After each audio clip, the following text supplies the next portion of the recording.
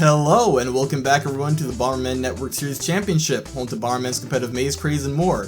I'm your host Jazzk, returning to you with Day 3 of the Super Power 5 Remix Tournament, which sees us diving into the first match of Pool 2 with 6 points to win covered by 2 sets split by 3 games each. Currently, our contestants are drawing keys for control reports and testing inputs while the broadcast dashboard passes through its usual checks, so the games will be getting started shortly. Today I was going to be joined by 2 other co-hosts from the staff here at BNSC, but they had some emergencies come up their lives, so I'll be hosting alone for the games this afternoon and later on tonight. Baku Bomberman 64 is set to return this Sunday at 2 p.m. Eastern Time, where we'll be seeing grand finals take place. As for the organization's short-term future schedule, Bomberman Generation and Saturn Bomberman will be returning early next month, so if you'd like to be a part of the action yourself and compete, look out for the signups, which will be opening up next Thursday at 10 a.m. Eastern Time. As our contestants check tokens, confirm their network configurations, and get ready to kick off the first game here in a minute, let's talk a little bit about this tournament. Super Power 5 Remix sees contestants going head-to-head in both Super Bomberman 5 and Power Bomberman, with a common rule set that creates a fusion exhibit where contestants have the option to switch games at the loser's advantage over 6 points, or at a default of switching between both titles every 3 points. Matches are only won by a majority of games being won within each set, and ties or 5-6 lockouts result in a reset of the bracket. And here's a little background regarding each title. Super Bomberman 5 was a Japanese exclusive Bomberman game for the Super Nintendo, also known in Japan as the Super Famicom, just like Super Bomberman 4, and it released in early 1997, while Power Bomberman is a robust fan game that accurately replicates and improves upon the classic 2D top-down Bomberman titles from consoles like the Sega Saturn, Super Nintendo, PC Engine, and a couple others. Here we have Mud vs. Jazzk, opening on Stage 1, titled Usual from Super Bomberman 5. It's a replica of kind of like the classic arena that you would find in pretty much every Bomberman game since the first one, I believe back in 1986, if I have that year correct. That replicates the kind of underground jail cell look with the green floors. So it looks like Jazzk has secured themselves a Louis so far, and looks like right now Mud is trying to clear some space. I don't know if Mud's going to be able to pick themselves up a Louis as well to kind of balance out the playing field. Right now the Louis that Jazzk has allows them, I believe, to jump over bomb blasts, and I think that it's activated by the B or the Y button. If I'm wrong, could also be the X. Anyways, so there's a skull right now on the field. I believe that skull burn is not enabled, or I don't know if Super 5 allows for skulls to be burned, so I believe this is going to be a card that's going to be, hopping around the field, and the players can kind of use that to their advantage to try to pressure each other a little bit, depending on where that skull's located. It looks like, okay, so, so it looks like Mud just went on ahead and, decided just to pick up the skull. I'm not really sure what poison effect it has or what kind of corruption effect it has. Sometimes skulls can be beneficial, and sometimes they can be really not so beneficial. They can actually be a huge disadvantage. Because there's like sometimes corruption will allow you to move around faster, right? It'll give super speed. Other times skulls will give you, you're not able to actually place bombs anywhere, so you end up becoming kind of a sitting duck. You then just have to evade at that rate. But looks like Mud one just going ahead and pass off. Oh, it looks like it's being passed back and forth, actually. It looks like the corruption's being traded between the two. The blocks are closing in and the pressure is on. So there's only so many spaces remaining before they both could die. Let's see. Oh, look at that. Jazzk takes the game. Unfortunately, Mud got caught there in the blocks within like the last 5 placements. But man, that was actually a pretty close match there. Saw again, Jazzk getting the Louis early on, giving them a little bit of protection from any blast. So if they get hit once, then that means their Louis is gonna disappear, and then they can still take another hit if need be. But yeah, I mean, I don't know. I'm kind of curious as to what Mud was thinking there with picking up the skull. I don't know if they just figured they'd just go on and try to pass off directly then to Jazzk as they were going around the map. But yeah, here we are. I don't know if this stage is actually legal. This one I believe is stage, I'm gonna say 6 of Super Bomberman 5.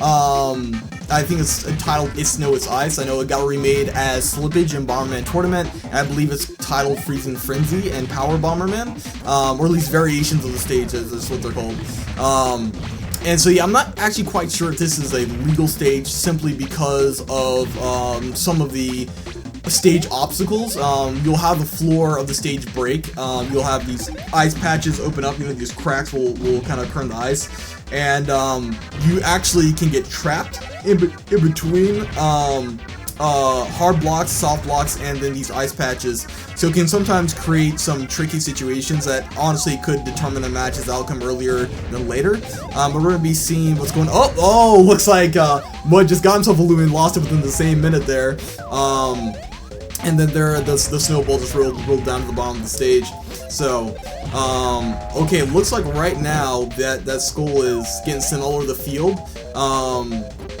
And it seems that Jazzk actually got stuck. So this is kind of what I was referring. This is one of the reasons why the legality of the stage has been debated, because then something like this happens, and then honestly, while theoretically the opposing player could get out of it, even if, okay, I don't know if Mud's gonna let them out. I think Mud's just gonna let them sit there until the hard blocks start dropping, until the pressure blocks start closing in. So, I mean, we'll see what happens. I don't know if they're gonna count this as a game or not, or if they want to reset the game and just not count this match. Or, well, I should say this game, because matches, they're different than games are counted as such in the tournament, so I should be keeping the terminology straight. But, yeah, hard blocks are closing in. It looks like, I think Mud's just gonna let Jazzk get killed by the by the pressure blocks. So, Mud takes this round. I don't know, again, let me really see if they're actually going to go on ahead and reset this game really quick or not. They're gonna replay it. Let's see here. So it looks like they're just gonna roll with it. They're just gonna take it as a game. Jazzk just said that, you know, they just made a vital mistake, so they're gonna keep it. But yeah, I mean, unfortunately, that's usually how matches can happen, whereas, you know, if one player gets trapped, technically the other player only needs to wait until, you know, all of the pressure blocks start dropping, right, and just keep them trapped there until they die. So here we are back with Dead End, and this, I believe, is stage 9 in Super Bomberman 5. The really tricky thing about the stage is that you have these magnets on either side of the stage that will, they'll shake and change the polarization of the stage, and they will shift these magnet sliders within the stage that will actually change which parts of the stage you can access.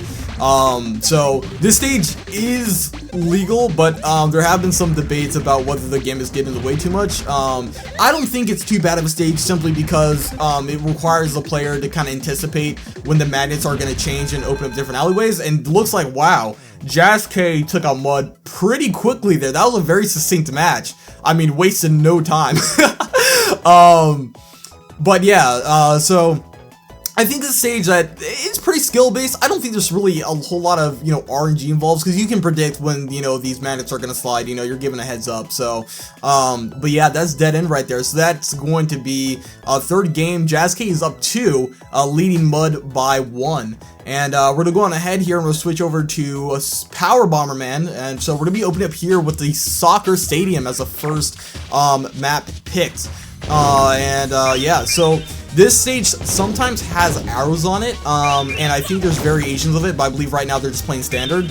So there's not going to be any arrows. Typically, if the arrows were on the field, you could kick bombs into the arrows, and it'll redirect the bomb into one of the other corridors. But, so, looks like Jazzk is right there picking up a dash, and then, looks like they just also have a, fire up and a bomb kick just come their way, so that's looking nice. It looks like, Mud's picking up a couple items there, too, to increase their arsenal, increase their power as well. But, yeah, we're just gonna see how these players work through this field of soft blocks, and make their way towards each other. Looks like, Jazzk is headed up north, trying to match Mud up there, I guess, to maybe keep on the same level and try to meet them somewhere in the middle. Okay, looks like we might have our first contact here. Okay, it looks like Jazzk went ahead and got themselves the Spring Louie. There's actually proper names for these Louis. I just don't know all of them off the top of my head. I'm sure maybe someone who's a little bit more probably of a Bomberman fanatic than I am would probably have their names memorized. But I believe I think all their names are in Japanese. I don't know if they ever had any localized English names. I think they just kept their Japanese names. Alright, so it looks like Jazzk has lost his Louis, but he still has dash into, oh my god, okay, he dashed into the bomb and accidentally killed himself. Okay, so it's gonna be 2-2 now.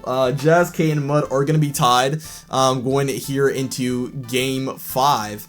And so we're gonna see who comes out on top from this. Right now it's been actually pretty mixed up to this extent. That was actually a pretty interesting finish there. The dash into the bomb as you know, Mud went on ahead and hopped. But yeah, well, that was a real switch up there. Near the final minutes of it. So we're gonna be coming back here with Manic Mine. This is a port, I believe, of the minecart stage from Super 5, which is, I'm trying to remember now what the name of it would be. Not super good with remembering all these stages, but there's so many of them that have been ported between games, so some of them have gotten renamed. But I think this stage is based on Super Bomberman 5's Riding the Trolley, because it has a minecart and everything. But yeah, so it looks like right now, Mud has gotten themselves a mechanical Louis, which means it can take 2 hits. It's a robot Louis. It has a little bit of the, you know, the Frankenstein architecture underneath, looking like something out of F&F a little bit. Five Nights at Freddy's, honestly. Got the animatronic vibes going on there. So yeah, one really cool thing about this Louis again is that it can take 2 hits. So it gives you pretty much two layers of protection in terms of armor. And it looks like right now, Jazzk is having some fun riding the minecart with their Louis. And oh, okay, Mud lost their Louis. It looks like Jazzk is just gonna try to perpetually. Okay, no, they decided to stop the minecart. There has been some debate about whether or not this map is really viable, because technically players can keep hopping in and out of the minecart. But one way to try to shut that down is like what Mud's doing right now, is lay down bombs so that as soon as your opponent then comes out of the minecart, it will, you know, they'll get hit. And it looks like ooh, Jazzk is gonna dive there into pressure block to the Louis. And it looks like the robotic Louis actually can take a couple more hits than just one. Looks like it can actually take 2, so it might be 2 or 3 hits of protection that actually gives to then the Radder instead of just 1, as I initially had to assume. It's been a couple of years since I actually played Power Bomberman regularly, so my memory's a little bit hazy about some of the mechanics of the game. But yeah, so that's right, they're going to be game 5. Mud is going to be up by 1. So we're going to be seeing in game 6 if either Jazzk is going to be able to match them there in the middle of it, you know, it's going to be a tie, or if, you know, Mud's going to actually just end up taking the entire match. So here we are with Circus Capers. This is a port, I believe, of the Dual Zone for Super Bomberman 1. And it looks like Jazzk has gone on ahead and already picked up the Water Bomb, or at least as it's called in some titles. In other titles, it's also called the Gel Bomb. But I usually would call it the Water Bomb just because it kind of has like the shape of like a teardrop.